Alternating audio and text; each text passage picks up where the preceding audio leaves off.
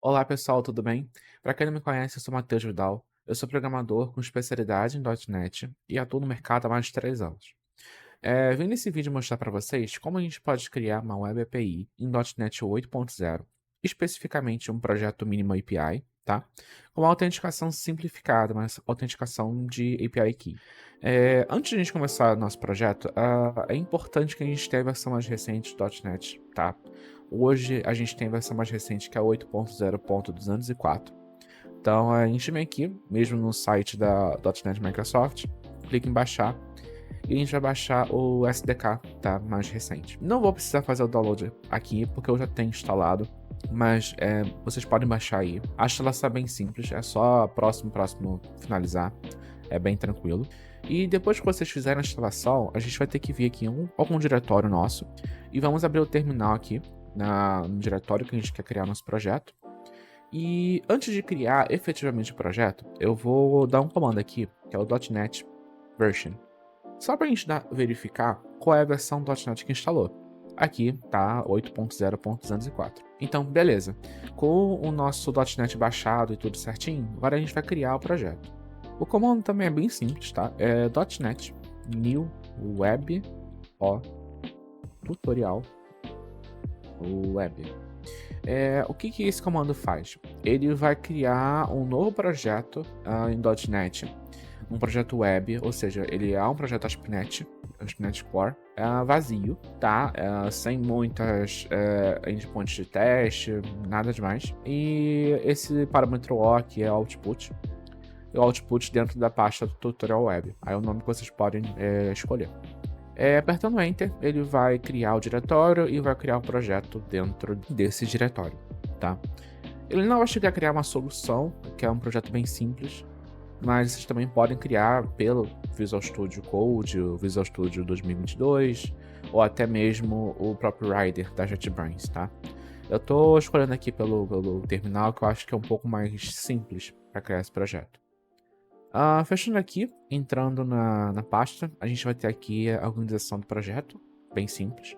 Aqui no CS Project, vamos clicar aqui. E no meu caso eu vou abrir com o Visual Studio 2022, mas vocês podem escolher o Rider ou até o Visual Studio Code. Aqui a gente vai ter principalmente as classes principais, que é a Program. Essa classe ela vai ter todos os componentes necessários para o funcionamento dessa API, tá? Desde do builder, né, até o app run. E também os endpoints. Diferente do projeto com MVC, esse projeto Minimal API não tem controllers, então todos os endpoints, todas as chamadas, elas são concentradas na classe Program, tá? A gente pode mudar isso, a gente pode criar mais subpastas e tentar agrupar isso por regra de negócio, alguma coisa assim, mas não é o caso desse tutorial, a gente pode seguir como tá por aqui mesmo. Então, basicamente assim que eu executar o projeto, na raiz mesmo dessa API, ele vai retornar para a gente um Hello World pelo verbo get. Então, basta abrir o navegador que ele vai retornar esse conteúdo. Então, vamos testar aqui, executar mesmo pelo HTTPS. Ele vai abrir com o navegador e retornou para a gente o Hello World, né? Então, na raiz mesmo da URL, ele está retornando esse conteúdo. Viram que era só executar, chamar o URL, ele estava retornando para a gente sem nenhum tipo de permissão ou autorização. Para poder fazer efetivamente essa autorização, a gente precisa criar um middleware. O middleware ele é um recurso que fica intermediando eventos e requests, tá? Numa API. Então, basicamente a gente vai criar aqui uma classe. Vou criar aqui na raiz mesmo, criar um novo item, chamar API Key Middleware. Para começar, vamos criar um recurso para poder delegar, né, essa requisição.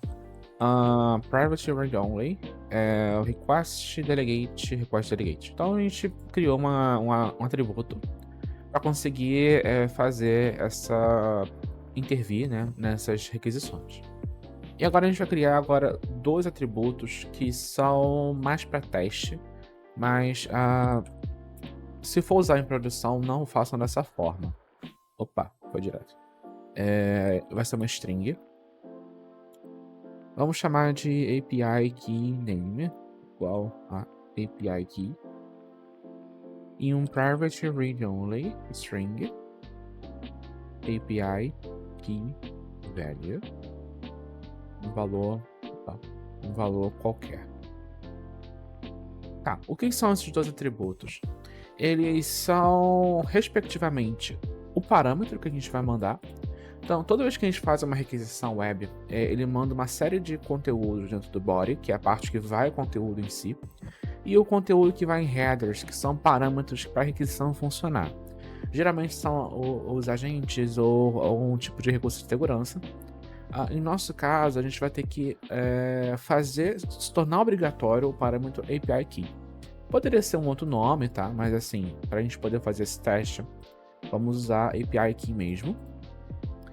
E também não é recomendado utilizar isso como variável de constante, porque não é nada seguro. É o ideal a gente criar aqui em App Settings, criar esse conteúdo aqui e chamar como se fosse variável de ambiente, para a gente poder configurar certinho sem ter que mexer no código para mexer nesses atributos. Mas assim, em caráter de teste, a gente pode seguir dessa forma, tá? Então a gente vai colocar aqui tanto o parâmetro e o valor desse parâmetro que a gente espera. Agora a gente vai criar o nosso método construtor. E para passar de parâmetro, a gente vai mandar para ele também uma request delegate. Vamos chamar de request delegate. E aqui dentro do construtor, a gente vai atribuir esse atributo, esse objeto que foi, né, passado por aqui uma gestão de dependência. A gente vai atribuir ao atributo que a gente criou para essa classe. Então, aqui a gente está indo bem, né? A gente já está conseguindo construir inicialmente os atributos necessários para a gente fazer esse middleware. E agora a gente precisa criar o método que vai fazer que vai intervir nessa requisição. Então vamos criar aqui um public. Vamos manter ele assíncrono. Task e vamos chamar de invoke. Nesse parâmetro, a gente vai mandar o contexto da requisição, HTTP context, e é isso, né? Essa aqui é a assinatura básica, né? É o método assíncrono, e a gente vai mandar parâmetro só o HTTP context, tá? E aqui a gente vai fazer algumas tratativas. A gente vai tratar para ver se as requisições elas estão obedecendo aos requisitos.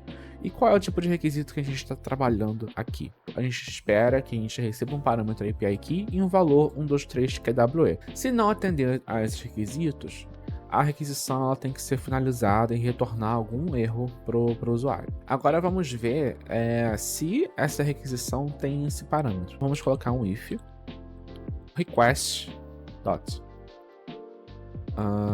Não, aqui seria context.request .headers.try. Aqui a gente vai colocar o nome do parâmetro, tá? Então a gente poderia colocar como texto, mas para facilitar vamos colocar esse mesmo API key aqui. Vamos colocar como variável mesmo. Ele vai buscar dentro de todos os parâmetros se tem algum parâmetro com esse mesmo nome, tá? E vamos armazenar esse valor dentro de uma variável aqui para esse escopo. Vamos colocar uma variável para passagem de referência, né? Get API Key Value. Né? Tá, então ele vai tentar buscar. Vamos colocar isso aqui negado, porque se ele conseguir, tá ok, né? Então, se ele não encontrar, né, nenhum parâmetro, então a gente vai mandar um context.response.statuscode 401, que é um código HTTP para poder dizer que não está autorizado, tá? E vamos colocar um await context response, a gente vai colocar para resposta, né?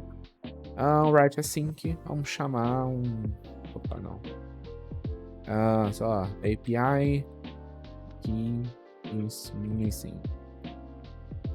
E vamos dar um return aqui, só para a gente poder quebrar essa validação depois. Então, se ele não encontrar nenhum parâmetro no header que tenha esse nome, API Key, ou seja, ele vai dar um 401 e vai dizer na requisição API Key is missing, ou seja, está faltando parâmetro, não vamos autorizar você e você não vai conseguir passar, certo? Depois que a gente passa nesse if, a gente assume que esse header, né, com esse nome foi encontrado. Então, se ele foi encontrado, agora a gente tem que validar se esse conteúdo que a gente pegou dentro desse parâmetro é igual ao que a gente está colocando como segurança, né? Então, a gente vai fazer uma outra validação aqui. API key value dot equals ao get API key value. Ou seja, ele vai comparar, isso aqui é um método para poder comparar strings, tá? A gente vai comparar esse API key value aqui com o que a gente retornou. Então, se for igual, a gente vai retornar e vai, né, finalizar a requisição e vai permitir que a response seja enviada para quem solicitou. Se não, a gente vai colocar um outro 401. Então, para a gente validar essa questão aqui, a gente tem que colocar negado, né? Então, ou seja, se esse ponto equal, se a gente nega aqui na frente, a gente está dizendo que é diferente. Então, mesma coisa, context.response.statuscode igual a 401. Ou seja, ele não está autorizado, né? E vamos colocar aqui em await context response.write async. Vamos colocar unauthorized request access, só para a gente, né, simplificar e retornar para o usuário uma mensagem amigável do que está acontecendo, né? E também não podemos esquecer aqui do return. Então, beleza. Então, a gente tem essas duas validações. Ou seja, se ele tiver o parâmetro e se for igual, ele vai passar e continuar. A gente bota aqui um await request delegate context. Então, com isso, essa requisição ela vai ser tratada com API Key. Então, a gente tem esse middleware que já está pronto. Bom, e como a gente vai conseguir testar isso aqui, né, efetivamente, né?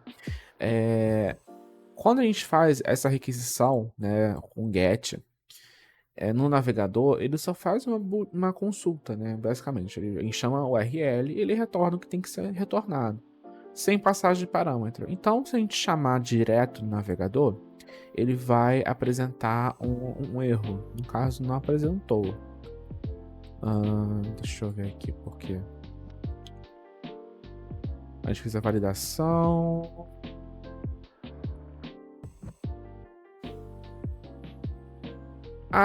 Desculpa, faltou um app use middleware e API key middleware.